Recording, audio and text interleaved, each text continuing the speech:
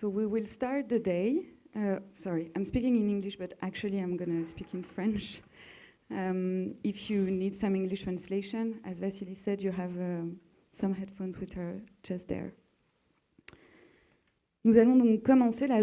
So we're going to start our day with an intervention of Charlotte Houette and Clara who founded EAAPES, which signifies exploration of arriving alternatives from extrasolar origins. EAAPES does research on feminist matters in science fiction. Clara and Charlotte Houette created it in 2017 from another group of research called The Cheapest University. Now, what connection is there between feminism and science fiction? If we know that there is little science fiction written by women, it's not because there is less of it, but because it is less visible. And this sends us back to the text of Linda Laughlin, the art historian, in 1971, who wrote, "Why have there been no great women artists?" That is a question. Linda Laughlin, as an art historian, explains what the obstacles are for a woman artist, to reach the same amount or level of recognition as men. And EAAPES has looked into this by translating texts of science fiction written by women, and mostly feminist women, on science fiction. So this is one of the first realistic aspects of the symposium. EAAPES's calling is to make accessible or available in French texts that have not been translated, whether essays or fictional texts or roundtable discussions or archives. And they do this as readers. I know this is more common in the US than in France, but these readers are a collection of fundamental texts that students need to read for the semester. They have come out with 5 of them. They have presented their works in many institutions in France and Europe, at CAC Brétigny, at Villa Vassilieff, and at the Palais de Tokyo in Paris. Their interventions are going to come about in different moments of the program. They're going to tell us more about their group, EAAPES. And this event was a good opportunity for them to put in practice their work, because for the event we translated into English a text of a woman author of science fiction that will be read out this afternoon by LUMA. So over to you for the presentation, the first reading. Thank you very much. Well, thank you, Clara. Oh, well, you almost said it all. Well, it's fantastic. The first part is, well, that's, as you said, Clara and myself are both artists. It's important to specify it. We're not professional translators, even if we have done some translation work of the texts we wanted to share. The idea was to bring together people who might be interested in these texts of science fiction written by feminist authors, and organize workshops, or collective workshops of feminism, to think about the text or to translate some texts and to work on inclusive writing. This is something that is important to us. I think it is important to mention that we started by looking into Johanna Ross's work. She's an American writer, lesbian writer from the US, who died in 2011. And she wrote many pieces of fictional work and many essays on science fiction and on different forms of feminism in fantastic literature, not only science fiction. Johanna Ross quotes many other authors in her text, and this is how we developed our work. It proved to be tentacular, looking into all of the other authors.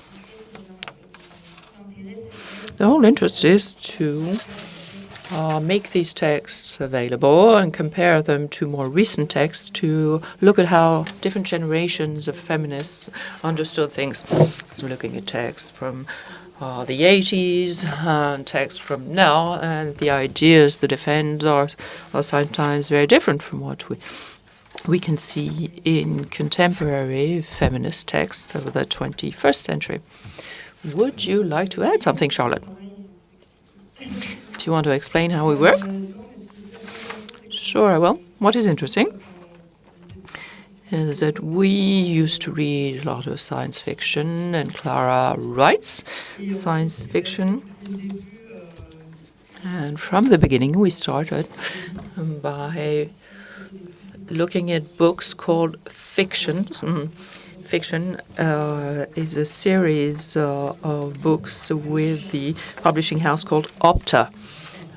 And we realized that in the beginning there were not many women authors, not many who, altogether, not many who had been translated, and that's how we came upon Joanna Russ's text. And then we looked into that. We wanted to translate her text and to update, quote unquote, the translation. And that's the way, well, that's how we did things. That's how we worked. When we translated the texts into French, then we looked at what there was available online, translate blog pages. And we wanted to explain that our way of finding all of the texts and compiling them was somewhere between traditional archiving and archaeology and science fiction. The way we work with Charlotte is use older texts that are archives and what the community online produces now. There is an existing contemporary community of writers who look at what minorities do within ASF. So we go back and forth between the past and present, and both their ways of looking at the future. There's one interesting example. Right before, when I say right before, it's just before the beginning of the COVID pandemic, we went to the US when we gave a presentation at Yale Union. And we had access to the archives of Joanna Russ, and these archives were mostly the letters exchanged with Ursula Bourgoin, Samuel Delany, and E.T. Mochik-Wittig, and other major figures of science fiction. It was fascinating to us. There was a lot we wanted to include in the readers. We wanted to include the correspondence in the readers and the context. The context is the following. In readers, very often you find or you come upon texts that don't look like they could be considered as science fiction, but it's a way for us to present the context in which these authors write. Yes, there's as much information in the general panorama as there is in the text. Very often it's difficult to understand a text when you have no idea who the writer is and which country they're from, when they're writing, and all of that. So for us, all these letters, these newspaper cuttings, these postcards, even anything, is a way of contextualizing things. A way of putting it putting the text back into a genealogy that doesn't exist, but we're creating it, that we have the feeling that we are part of, in a way, if I may say. There's an example I like, which is quite specific, is that we had a manuscript of Samuel Delany. We had access to a letter of Kathy Hacker, who had given an introduction or written an introduction to the book with all of the footnotes. And for us, it's essential information. It's almost sacred. I don't know. That's an example amongst many other. Okay. Now, we would like to introduce the first text we would like to read out this morning, which is an excerpt from an essay called Recent Feminist Utopias that can be found in an essay called To Write Like a Woman. It brings together 15 essays on science fiction written by Joanna Russ, and this dates back to 1980, so it's not very recent, but at the time it was. And in this text, Joanna Ross looks at a corpus of different utopias written by women and by a man, Samuel Delany, her best friend. She was also a lecturer, and she's quite academic in her way of looking at these texts. And we're going to read out the conclusion,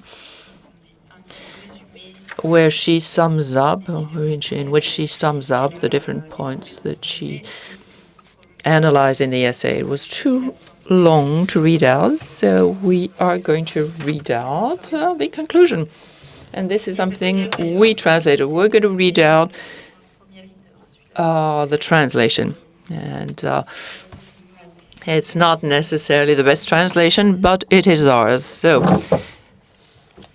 this is what Joanna Russ wrote. What are we to make of these books? I believe that utopias are not embodiments of universal human values, but are reactive. That is, they supply in fiction what their authors believe society, in the case of these books, and or women lack in their here and now. The positive values stressed in these stories can reveal to us what in the author's eyes is wrong with our own society. Thus, if the stories are family or communal in feeling, we may pretty safely guess that the authors see our society as isolating people from one another, especially women, to judge from the number of all-female utopias in the group. If the utopias stress a feeling of harmony and connection with the natural world, the authors may be telling us that in reality they feel they lack such a connection. Or perhaps the dislike of urban environments realistically reflects women's experience of such places. Women do not own city streets, not even in fantasy, nor do they have much to say in the kind of business that makes, sustains, and goes on in cities. For example, according to the popular culture fantasies about cities expressed on TV, COP show cities are places where women and paralysed are threatened with bodily harm by powerful men. Since truly powerful men, one would think, don't need fantasies about being powerful. Such fantasies must be addressed to ordinary, powerless men. They are certainly not addressed to women. The story's classlessness obviously comments on the insecurity, competitiveness, and poverty of a class society.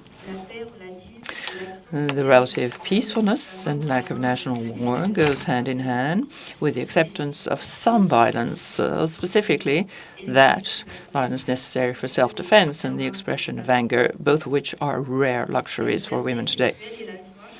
The utopia's sexual permissiveness and joyfulness is a poignant comment on the conditions of sexuality for women. It is unfriendly, coercitive, simply absent, or at best reactive rather than initiating. The physical mobility emphasized in these books is a direct comment on the physical and psychological threats that bar women from physical mobility in the real world. The emphasis on freedom in work and in the public world reflects the restrictions that bar women from vast areas of work and experience.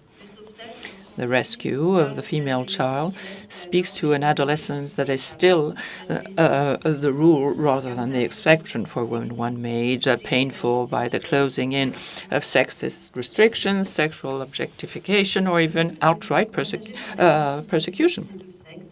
Some of the above is common to thoughtful people of both sexes, like the dislike of war and the insistence that violence has consequences, but most are specific to women's concerns. Noticeably, about many wishes common in contemporary fiction and contemporary science fiction, material success, scientific triumph, immortality, being admired for one's exceptional qualities, success in competition, inherited status, and so on. In general, competitiveness and the desire to do better are absent. Also absent is a figure who often appears in women's novels, the understanding man, a love affair with whom will solving everything. There's one understanding man in the corpse that is a spectacular failure put in the story to illustrate the ineffectuality of undoubted goodwill and intelligence in dealing with great differences in power between groups. As the women's movement slogan goes, there is no personal solution. The shattered chain presents a nice young fellow for the free Amazon Jael to fall in love with. He, too, is a spectacular failure, not because the author intended him to be one, but because, having set the book terms in so uncompromising in the first two-thirds of the novel, Bradley cannot make him a real character and still have her love affair even remotely workable. Comparison of Triton with other books is instructive. It seems to me that, for better or for worse, the one male author in the group is writing from an implicit level of freedom that allows him to turn his attention subtly but persistently away from many of the questions that occupy the other writers. For example, Triton argues that no form of voluntary sexuality is privileged, while the other books deal with rape and the simple availability of sex that is neither coerced, exploitative, or unavailable. Triton enjoys its sophisticated urban landscape, while the other stories are preoccupied with escape from an urban landscape that they do not own, do not enjoy, and in which they are not safe or happy. Triton makes the point of the financial discrimination suffered by children, while the other authors are busy saving their children from solitary imprisonment, madness, rape, and beatings, or being chained for life. In short, most of these utopias are concerned with the grossest and simplest form of injustice. I do not believe this fact detracts from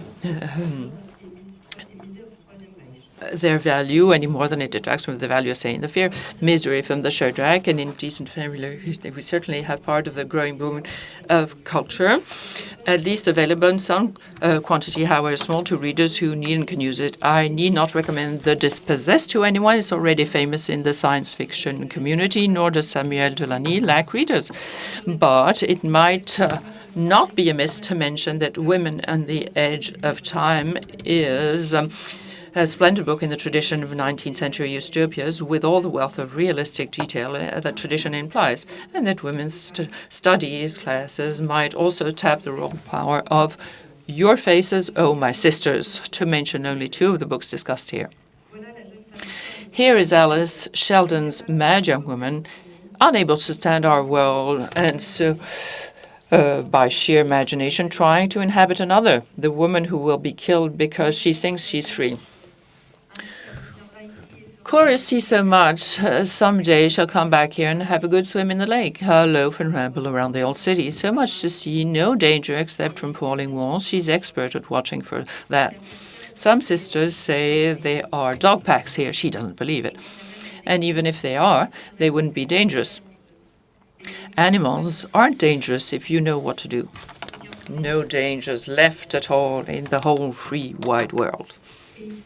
And here, Percy's Consuelo Ramos trapped for life in a big state mental hospital, a much worse place than a prison, later to be the subject of an experiment in brain control through surgery that is not in the least science fictional, but very much of the present. Connie is looking for an ascent to utopia states eloquently the suffering that lies from the utopian impulse and the sufferer's simultaneous facing of and defiance of pain, racism, and in this case, as well as class and sex. I quote, "Suddenly, she assented with all of her soul. For the first time, her heart assented. Yes, you can have my child. You can keep my child. She will be strong there, well-fed, well-housed, well-told. She will grow up much better and stronger and smarter than I am. I assent. I give you my battered body as her recompense and my rotten heart. Take her, keep her. She will never be broken as I was. She will be strange, but she will be glad and strong, and she will not be afraid. She will have enough. She will have pride. She will love her own brown skin and beloved her strength and her good work. She will walk in strength like a man and never sell her body, and she will nurse her babies like a woman and live in love like a garden, like her children's house in many colors. People of the rainbow with its end fixed in earth, I give her to you. End of quote. Merci. Je veux juste préciser évidemment. Thank you very much. I would like to say, well, of course, we quoted many authors and essays and other books. So if you have any questions, please go ahead. Thank you. Thank you so much for this first reading. And if you have any questions to put to Charlotte, Clara on the way they work, on the readers they compiled, if you have any questions, you can ask them now or later because they will be with us all through these 2 days. Any questions from the audience? Thank you. I'm looking at the other side. Microphone, please. Question asked off microphone. Alice Sheldon. Non, non, celui-là, c'est Percy.